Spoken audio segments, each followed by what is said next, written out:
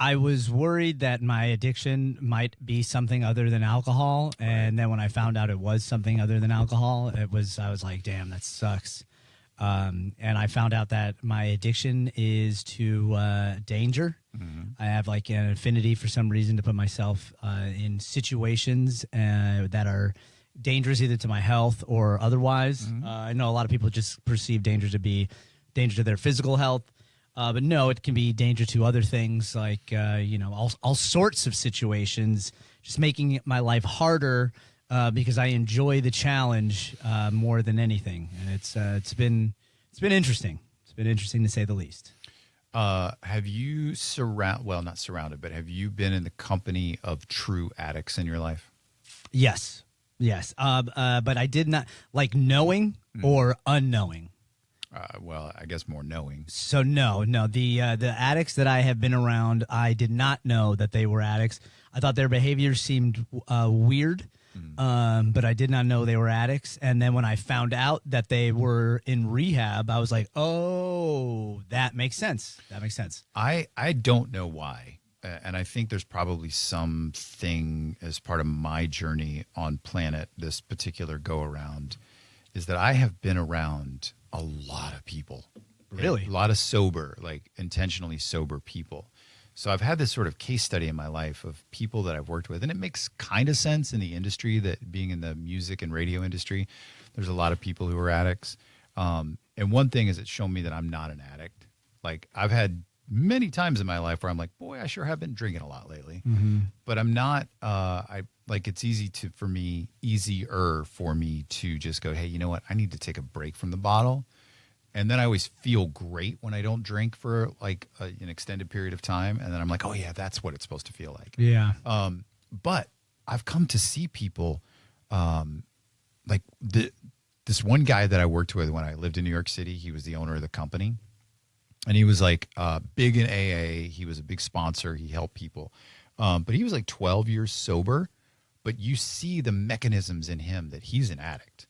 Like if it ain't alcohol, it's going to be something else. Yeah. And, I get that. And he would share stories of when he was like kind of getting up to the point where he hit rock bottom. One of the most wild stories, which I would never think, he was pretty well off. He had sold a company in the late 90s for like $250 million. So he's never going to worry about money again and that sort of thing. But he would sit in his office, and downstairs from his office was like one of those like fancy shops. He lived in Connecticut that sold like boutique vanilla extract. Okay, so vanilla extract, if you know, has alcohol in it. And he would pound bottles of vanilla extract. And he would tell the story that like his window would open and there was a dumpster down below. So he'd pound these little bottles of vanilla extract and then throw the bottles. Well, the next door downstairs was a restaurant, and they couldn't figure out why the hell there were so many bottles of vanilla extract. Like somebody's really baking a lot of cookies or something. But he would pound vanilla extract. And I'm like, dude, why? Like just drink vodka or something. Right? And I think he had a rationale, like, well, people wouldn't smell it in my breath because I would have nice vanilla breath or something. But I mean, the dude would get tanked by 11 a.m. on vanilla extract. And I'm like, man, you might have a problem. Yeah. And like he would go to hotels and they would have to remove the mini bar from the room because he couldn't be faced with that temptation. Oof. But like, I was like, oh, okay, that's what an addict looks like. There was a guy that worked here at Cox for a long time who was an addict. He was sober, I think. He would surprisingly though miss meetings, and I'm like, scratch your head on that one. Yeah. But it was like, but you would see these physical things come up where it's like, okay, the twitches, there'd be a bowl of candy, and he just wouldn't stop with the candy. Yeah. And it's like, all right, well, you need something. And I'm like, okay, well, that's a good sort of case study for me in my life that I'm not there. But I want to bring it back to an AA meeting. I've never been to an AA meeting, but I've always thought that that's a really great place. It is. There's a lot of love in that place. Yeah, I've always thought, just from seeing things in movies and television and that sort of thing, that an AA meeting is probably a really, really awesome place for support around something very specific around alcohol addiction. But it goes beyond that. 100%. It goes beyond that, especially with a lot of the older guys that are in there, that are in their 60s. They're some of the best people to talk to simply because they have a lot of love for the younger people, and they've been through all the pitfalls, so they can see the signs coming from a mile away. Yeah, totally. But they're really good at letting you know. So like the analogy I always use is like a ship out at sea.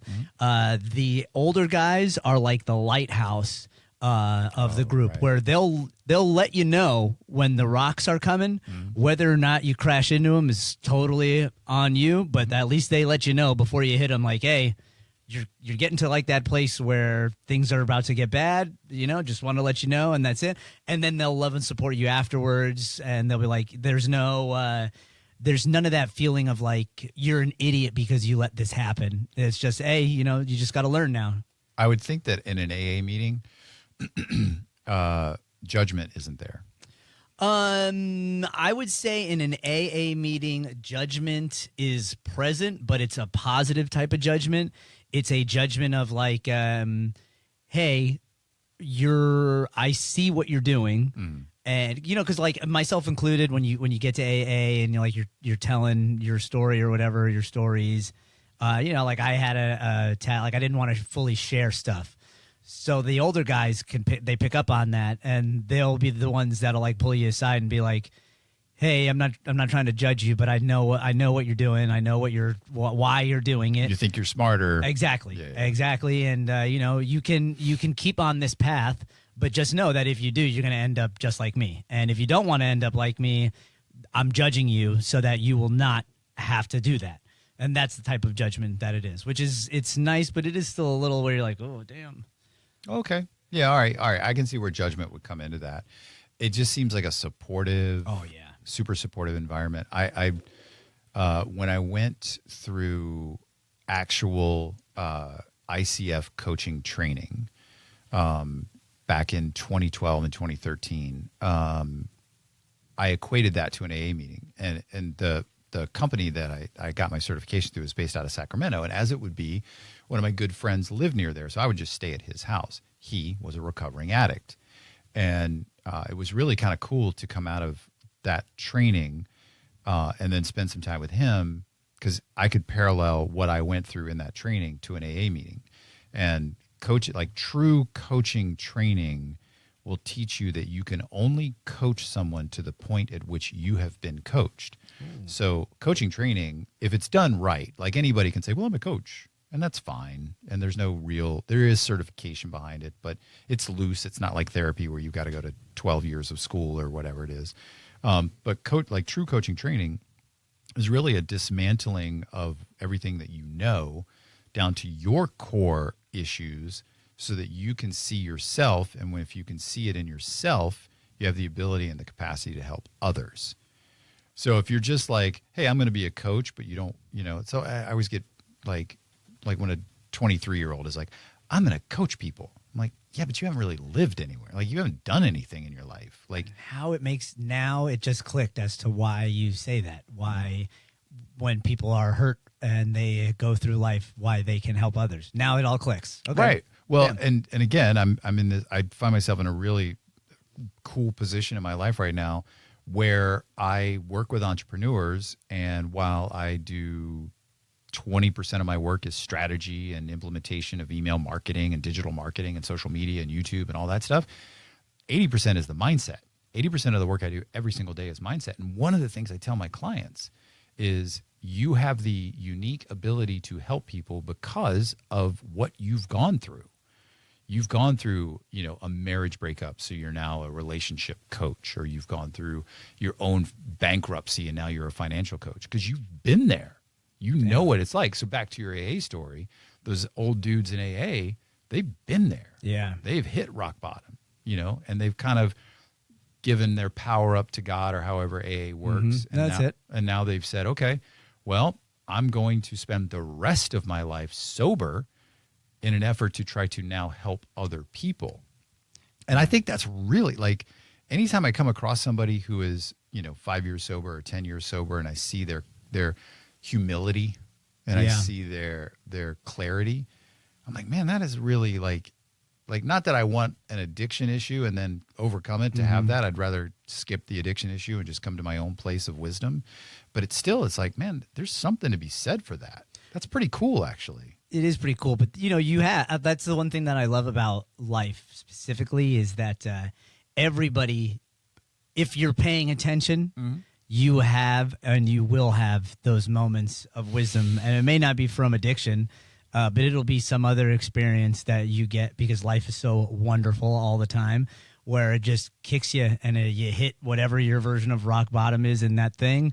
And then, like we've said before, you have a choice to make. Yeah. You have a choice. You can either let it define you and then that's it, or you can choose to just say, all right, should have done better, could have done better, next time I will, and I'm just going to keep moving forward. And then I have found, especially through, my life, all of a sudden people and things start popping up that are going through what you just went through, and they're seeking some form of either advice or they just want to know they're going to be okay at the end of it. Right. You know? Totally. And that's it.